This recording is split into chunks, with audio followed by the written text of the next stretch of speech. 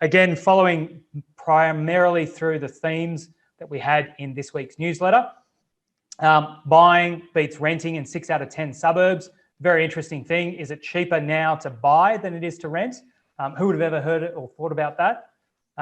Resource regions, patchy rental areas. I think many of us have either heard of or been to one of these investment seminars. You can buy in one of these mining towns. You can get 10% cash on cash. How can it go wrong? Well, it can go very terribly, terribly wrong. We're going to chat more about that. We're starting to see some headlines about the housing prices have peaked. What does that mean? Have we actually peaked, or are we just in the peak growth phase of this cycle? What is that? We're going to delve into that more. Should you be refinancing? If you haven't been listening to us for the last 4 months, listen now. How do you upgrade? When should you do it? How can you do it? How do successfully people navigate through the current hot market? And first homeowners grant. Most people would just imagine it's there forever. To be honest with you, I didn't realise it's got an end date, and apparently that's coming up in a few months. It hasn't been notified as of right now that it's being extended. So maybe it might end. Maybe it might keep going. We'll talk more about the pros and cons on that. So I'd like to go through this week's auction results.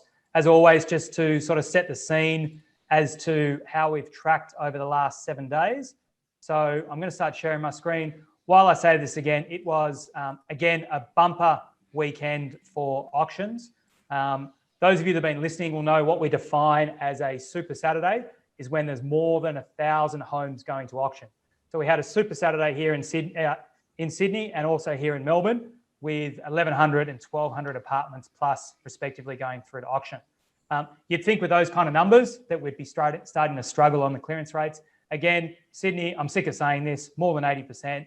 Melbourne, 77%. Across the country, we had 80.4% clearance rate.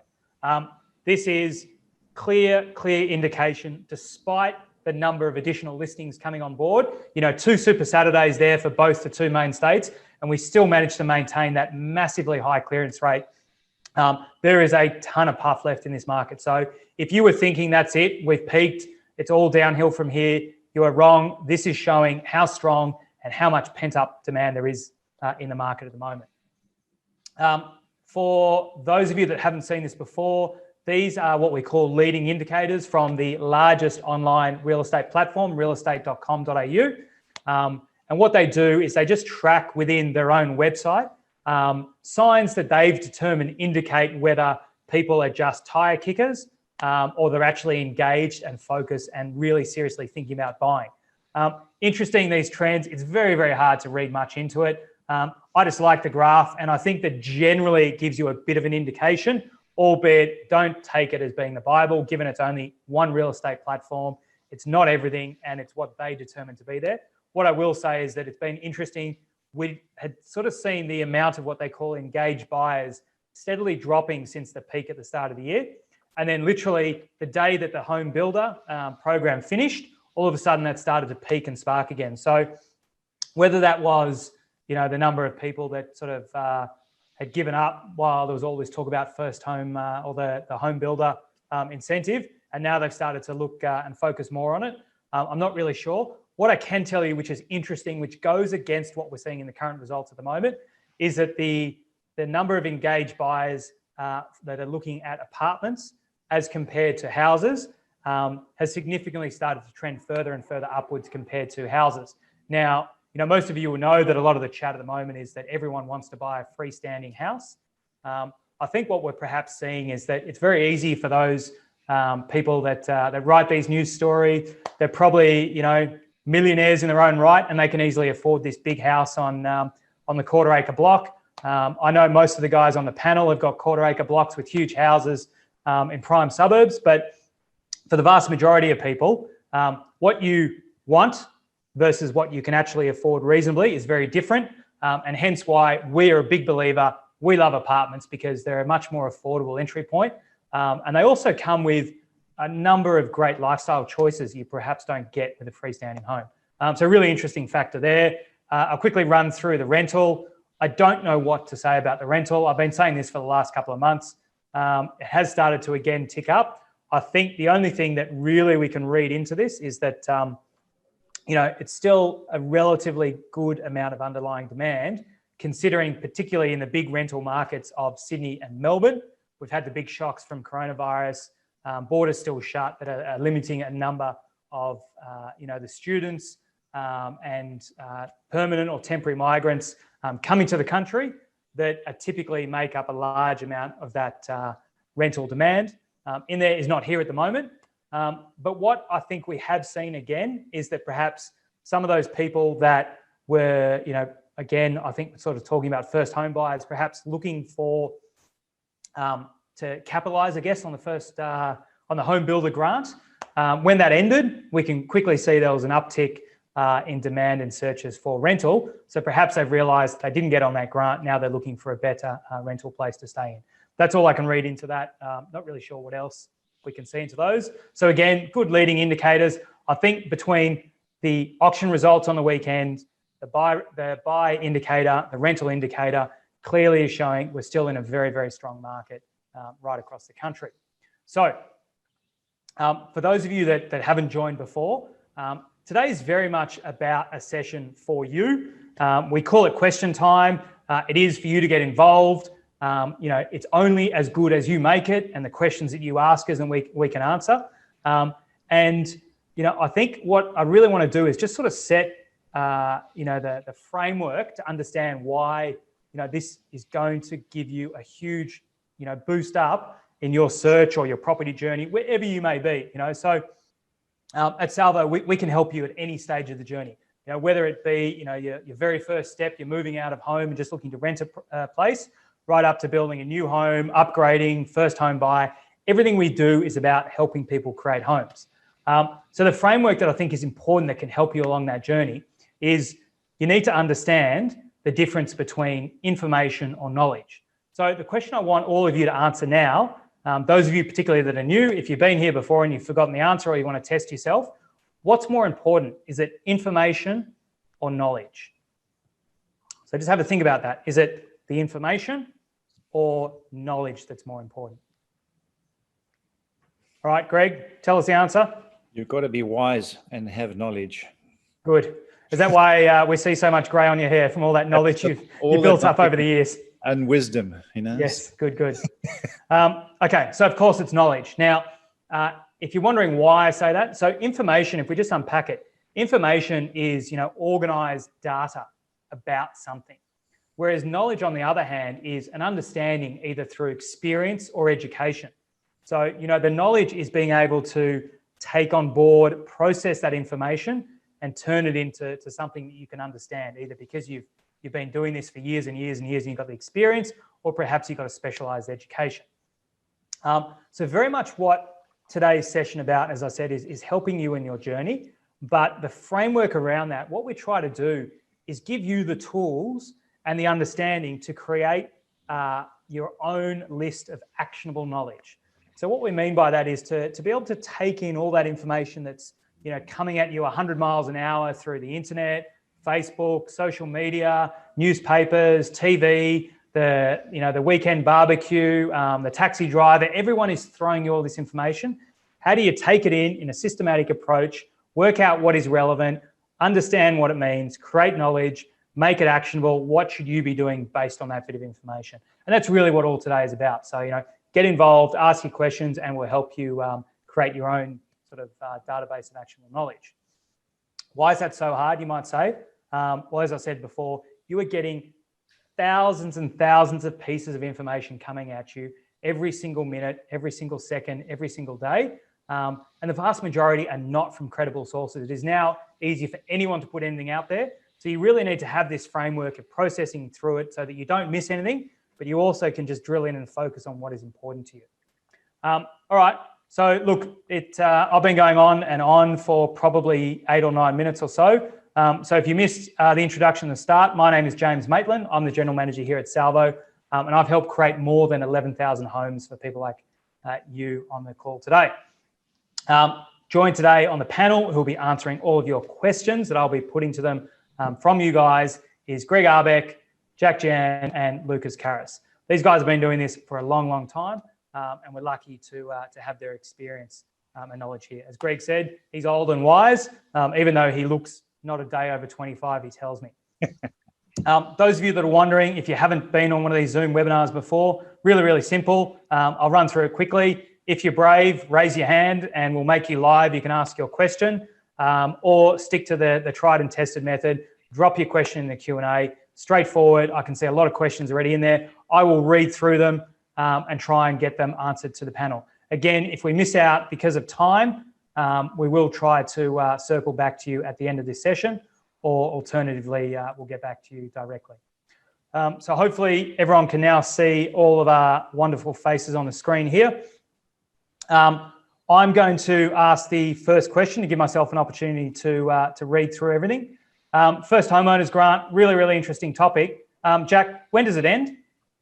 It's clearly end of the 30th of June, which is next month, end of next month. So, potentially for first home buyers out there, until we hear one way or the other, this could mean that, they've only got less than 2 months left to make use of this grant. Yes, that's 100% right. Yes. Okay, and just refresh everyone on the call if they're not sure. We're talking obviously here in Victoria. What is the grant? How much is it? And how do you have to comply for it?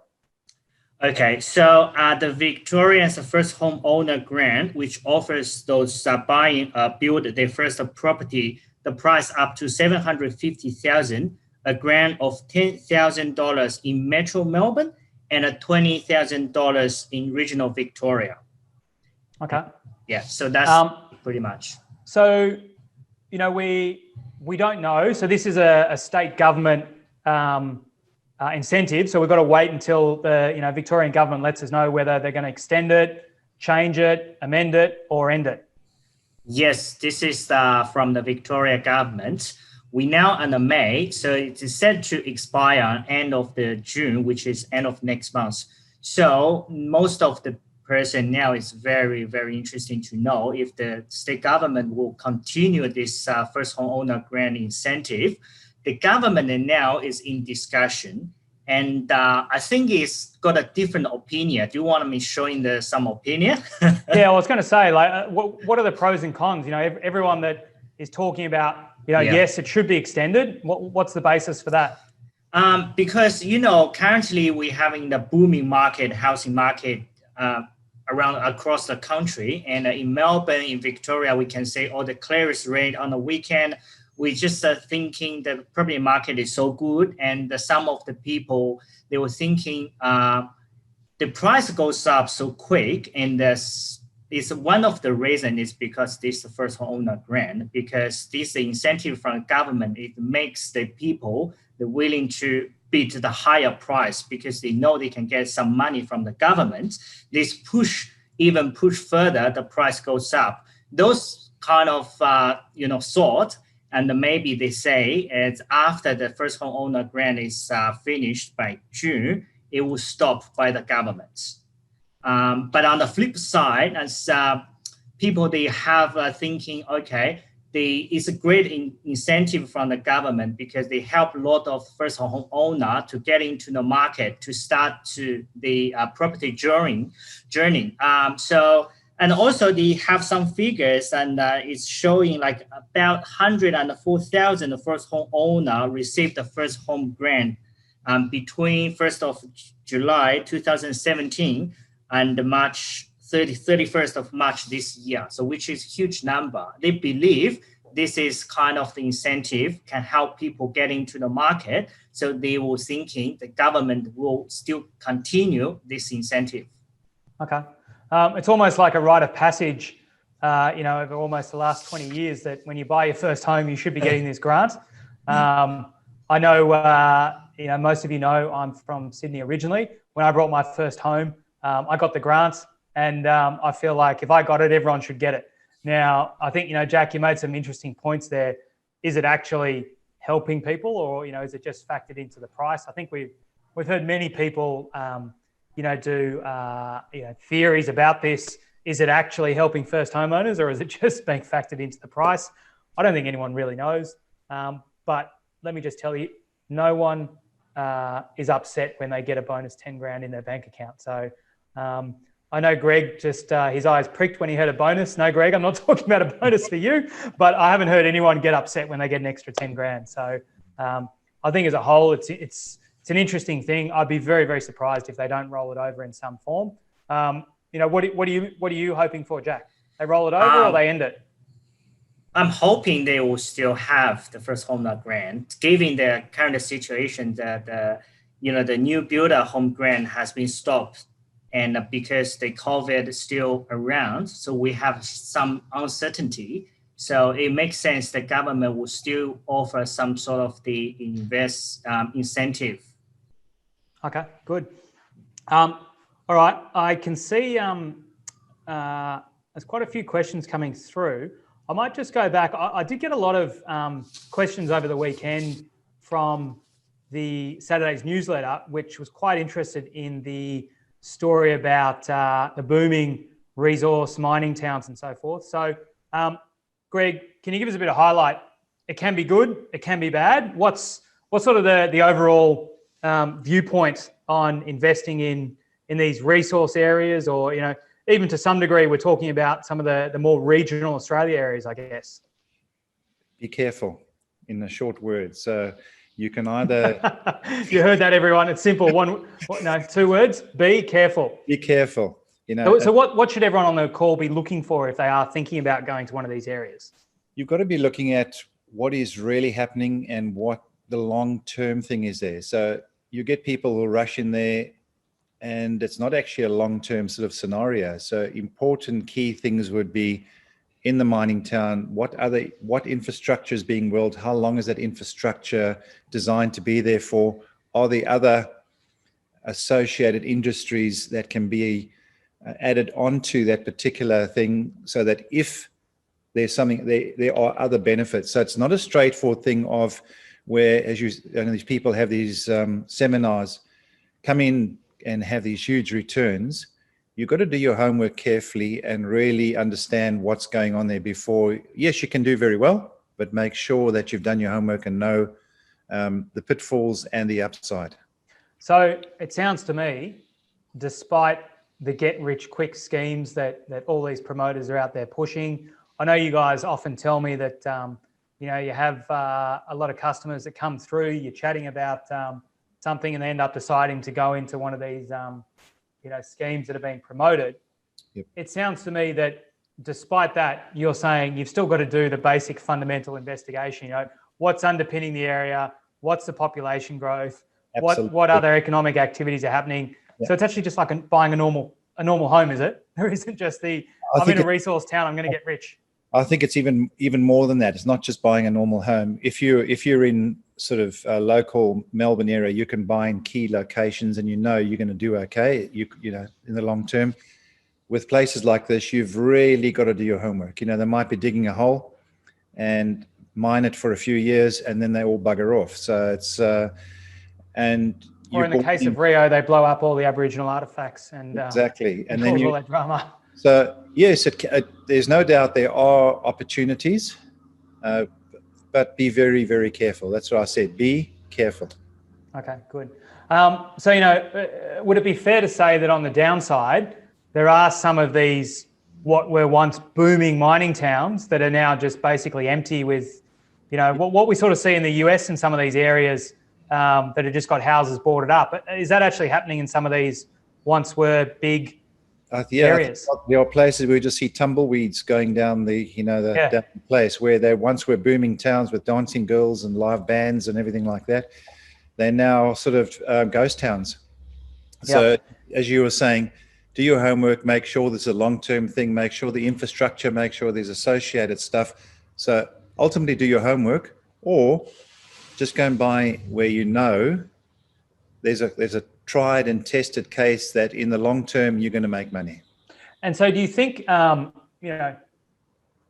thinking about the push here at the moment, you've got all these areas that are focused on coal. Do you think that perhaps with everyone looking to be a bit more green, perhaps some of those coal-dominated areas might no longer do as well, possibly? I think my sentiments on that. So I think coal is here to stay. So And then you look at some of those places anyway, and there are other associated industries and infrastructure that has been set up that will, if you know that will continue to work. Yes. Okay. Good. Yeah. All right. So I had a couple of questions about coming through. You know, as the market peaked at the top of the cycle. I might just pause on that for a minute because I think that's a big topic, and I want to really spend some time on it. A few other quick questions that I've seen come through, if we can knock off. I posed a question at the start: have you been listening? Should you be refinancing? Can someone remind everyone out there what we've been saying? We just if someone's still asking that question, with all due respect to anybody that is asking that question, yes. Yeah. Okay. Good. You should. There is absolutely no doubt. If you're an owner occupier and you don't have a one in front of your mortgage, you've been living under a rock, and you should be either talking to your mortgage broker, and if you don't have that, come talk to us. We can definitely help you. So yes, you should be looking at refinancing, no doubt. Okay. Good. Another question that came through was just talking about, upgrading now. Is now a good time to buy a new place if I already own a home? Should I wait? What should I do? Has anyone got sort of some high level advice for people here? Obviously, we don't know specifically what they're talking about. Well, I think it's if you can afford to upgrade, and it's something that you can do easily, yes, do it. So it's a case of, in this market with interest rates being so low, if you can find something that you can now upgrade and take advantage of that, do it, but don't put yourself under financial stress doing it, or put yourself under tight timelines in doing it. So it can be a good idea, but again, as you know, I can be fairly conservative. Do it if you can do it, and do it easily without putting stress on yourself. Yeah, I think, I remember being given this advice. We're probably going back to 2002, maybe 2003. And, my local real estate agent in Bondi Beach, what he said to me, he was South African like Greg, drove around in a Porsche 911 just like Greg. And, what he did say to me that despite a lot of rubbish he said, and it was something that stuck with me forever, is he said, listen, what you got to understand is it's all about the changeover cost. So, it flies in our face to think we should be sell high, buy low. So, the logic would be, okay, now it's booming, I should sell my place, but wait until it's down to buy. Now, we've been telling everyone for weeks, don't wait, because whilst, we always tell everyone there's cycles of ups and down, it's constantly on an upward trajectory. So a down cycle doesn't mean that it's going to be cheaper in the down than it is to buy today.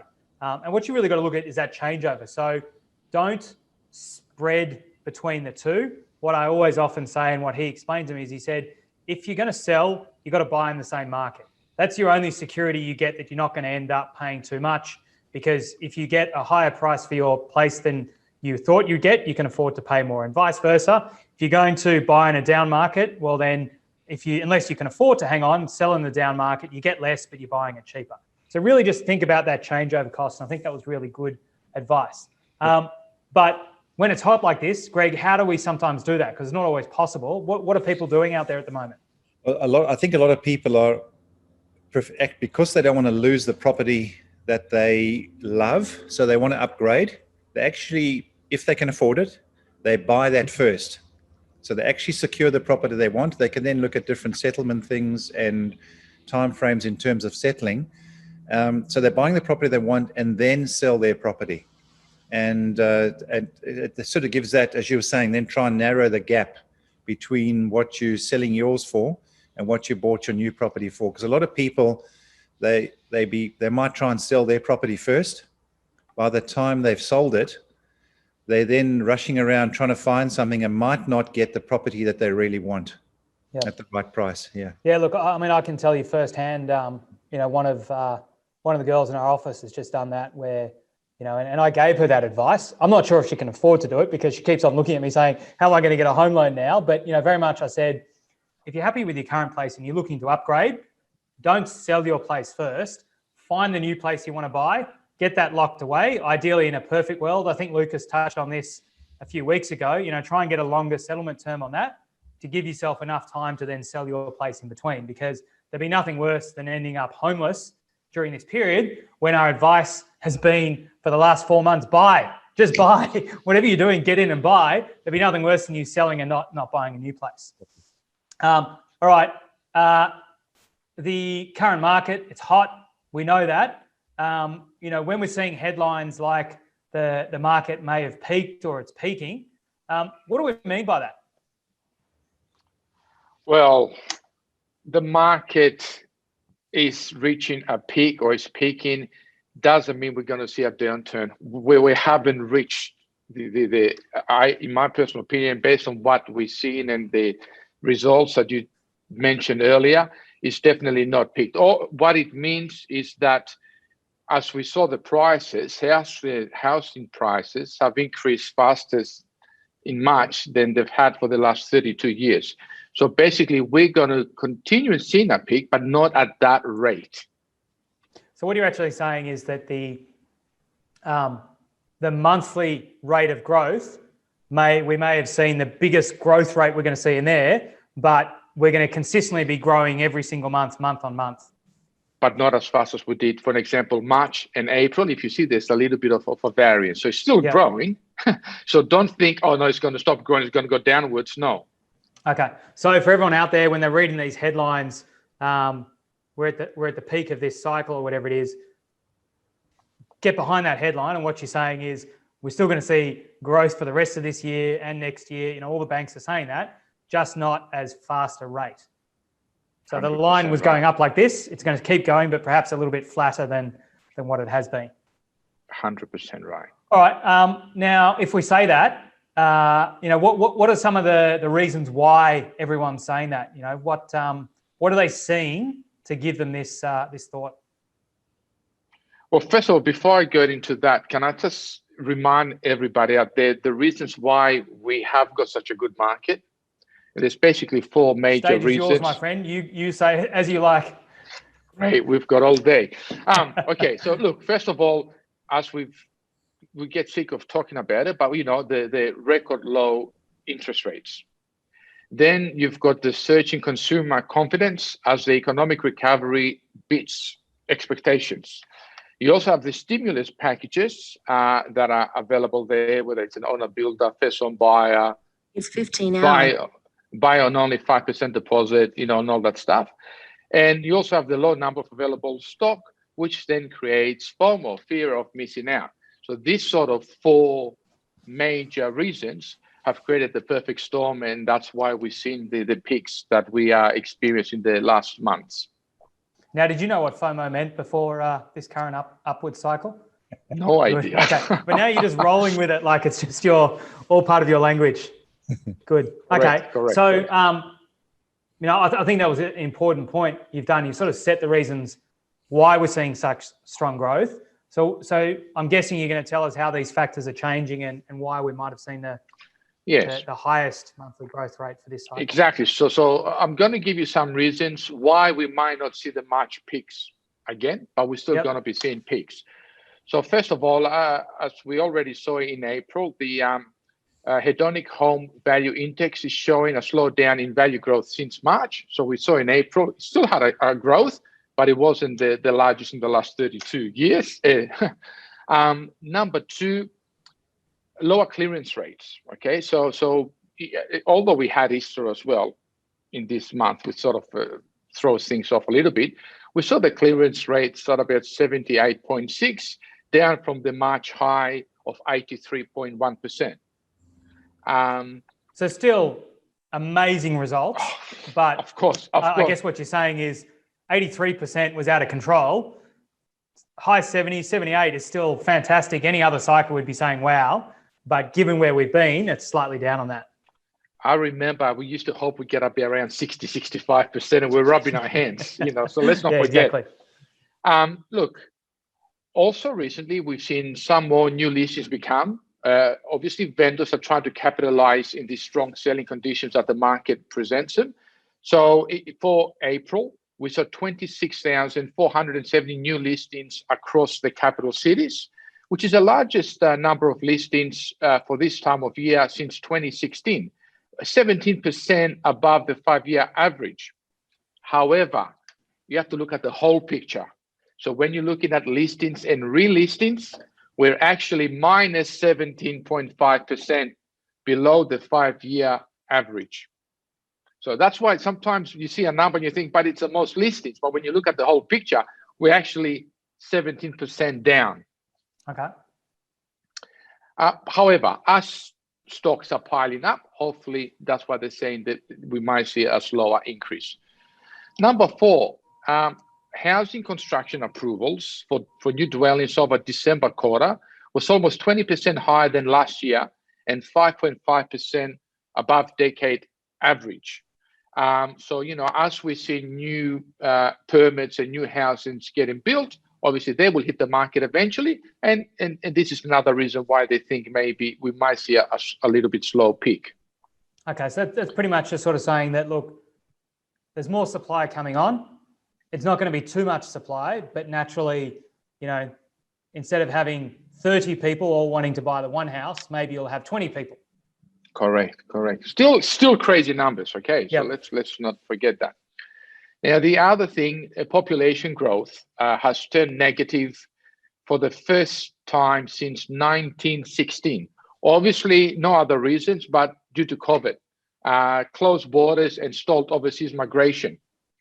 Now, we should also mention here that when the borders open up, most of the overseas migration, 70% to be exact, arrive on temporary basis. So they sort of push more towards the rental first. And then 39% that arrive with permanent intention still prefer to rent before buying. So once the borders open, what you're going to see, James, is a huge peak for the rental prices and properties. And then that will eventually show up in sales as well. Good. Greg, you heard that? I want more rent on my apartments when these borders open, all right? I was waiting for that, don't worry. Me and every other landlord that's on the call today. It was like... It's important for everybody to know this. Number 6, the incentives that I mentioned, the stimulus packages, stamp duty savings, on a build, income support, all those things are coming to an end. Now, we haven't been formally or officially notified if they're going to be extended or not. There's a lot of talk that might be or that might not. But we have to assume that they will not be extended until we're given any other advice. And if they're not extended, obviously that might slow down things a little bit as well. Okay. And finally, obviously we see the housing price continue to increase, which creates an affordability issue. Now, if you already own a home and you're looking to buy another property, that's fine because, you know, to service your debt is pretty straightforward, given the interest rates are so low. But for first home buyers, this is the first time they're trying to enter the market. They sort of the price increase outpaces their income, and there's been a study done, and it's found that to be able to put a 20% deposit together becomes very hard based on the findings in the data found in September. There was a study done in September, so things have moved up even more since September. But let's go based on the study in September. Australian households have to save for 8.6 years to get that 20%. And when you're looking at the major cities, which is Sydney and Melbourne, it's even longer. Over 11 years for Sydney, 9.8 years for Melbourne. So if you're waiting to save the 20% to buy your dream home, I want you to ask yourself in 9.8 years or 10 years, what will be that price? Good. All right, everyone. I think, that there's a lot of information to take on board there. So if you did tune out, I saw Greg thinking, why does Lucas get so much screen time and I don't? We do put this recording up on Instagram, Facebook, and YouTube. So if you didn't take all that on board, I think there was a ton of great tidbits in there and information and insight into what's going on. So as I said at the top of this session, all about taking in that information, turning it into knowledge and actionable knowledge for yourself. A great amount of information there. So do, listen to it again. It probably went for about 4 or 5 minutes. So well worth having you listen to it again to make sure you took on board all those points. Now, we did have a lot more questions and a lot more things I wanted to talk about. but just conscious that we are well past the top of the hour. So I'll leave it there. We will hang around for a few minutes at the end and try and answer some more questions. So I just want to do some closing comments. So look, it's up to you now as to where you go. It's pretty much, straightforward, is that you've got two choices as to what you can do. You can do the tried and tested path, which is path A, and you can do nothing. Now, what I mean by that is don't change anything. Continue to go down the way that you've been going. Maybe you didn't get value out of today. Maybe you did. Maybe you think you know everything. All I can say to you is that if you keep doing the same thing over and over, don't expect a different change. So as Lucas mentioned before, if you haven't bought a home and you've saved for more than 9.9 years, you should be able to afford a first home in Melbourne, perhaps not Sydney. So think about what you're doing wrong and how you can change it. Now, with that in mind, what I hope you do at the very minimum, think about what I talked about, actionable knowledge. How do you do it? How do you create it? All of the great information that the guys shared here with us today, and go and try and do that yourself. So, get out there, take that action, learn, listen, and take action on what you've got. Now, what I really, really hope that you do is that you take the alternate path and let us help you. So, I said at the start of the session, Salvo, what do? We help create homes. So it doesn't matter where you are in that journey. That's what we do. That's what we love doing. Greg mentioned about before, if you haven't been listening, you haven't refinanced, that's something we can help you with. We can do that for you. We can walk you through what needs to be done. So, I hope you do that. Now, how do you do that? Well, I think perhaps the most active and dedicated way that we can help you and cut through everything is to meet up one-on-one. So whether that be face-to-face, if you're not local here in Melbourne, we can do, a phone call, we can do Zoom like today, we can do FaceTime, whatever helps you. So what I've done in order to do that, I've set aside time in everyone's diaries over the next few days, just dedicated for these appointments only, because I know we've had a few people complain in the past they weren't able to get a time. They do book out quickly, but I've dedicated them just for here. And really what that involves is, we're probably talking 15 to 20 minutes only. So it is the smallest time commitment that you can possibly make to just see if you're a good fit for us. Unfortunately, not everyone's going to be a good fit for us, and we may not be able to help everyone. But we really hope if you've got value out of today's session and you want to take action, then you will be a good fit, and we believe we can help you. Who's it for? Well, like I said, if you've been on today's session, you've made it this far, then it probably is for you. Ultimately, you've got to be prepared to take action. Take stock of where you've been, what you've done, perhaps why you haven't achieved what you wanted. Be realistic about things, and be prepared to be motivated. Put in the hard work, understand what I mean by actionable knowledge, learn it, and ultimately be prepared to make those decisions, get involved, make it happen, and achieve what you want. So, as I said, if you're on today's session, then you've done enough. It should be right for you, and I really, really hope that you book one of those appointments with everyone. How do you do it? For those of you that are chomping at the bit, easiest thing, Greg's dropped the link in the chat. So jump on that, book your session, and go straight away there. Most of you would have joined this session. If you are here on Zoom, you would have done this through your web browser. That should have redirected to the booking page. Find your preferred time, jump in now and select that. Those of you that don't have your diaries in front of you, or perhaps you're not sure, or you've got to run away now and you don't have time to do it, I will send you a follow-up email after the end of this session. So, really hope that you can get that time that you want. So look, that is it from me today.